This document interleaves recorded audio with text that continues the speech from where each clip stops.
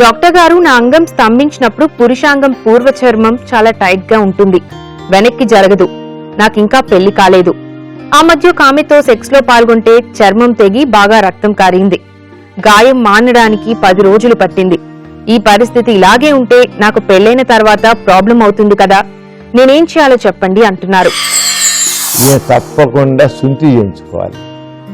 ఎందుకంటే పురుషాంగ పూర్వ చర్మం టైట్గా ఉన్నట్లయితే 2 రకాలు అవుతుంది. ఒకటేమో సెక్స్లో పాల్గొంటే చీరుకుపోతుంది, బాగా తెగిపోతుంది, నిలువుగా కట్ అయిపోతుంది. అది దానివల్ల రక్తం బాగా కాడుతుంది. కొంతమందికి ఏమవుతుందంటే అది వెనక్కి వెళ్ళిపోయి రోల్ అయిపోయి మన రబ్బర్ బ్యాండ్ పెట్టేసినట్లుగా సిస్టమ్ గట్టిగా టైట్గా పెట్టేస్తుంది. 2 నష్టమే.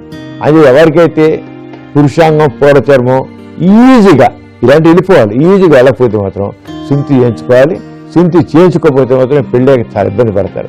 అందుకే ప్రతి మగవాడు ముందుగానే పురుషాంగం పూర్వ చర్మం టైట్గా ఉందా లూజ్గా ఉందా చూడాల్సిన అవసరం ఉంది.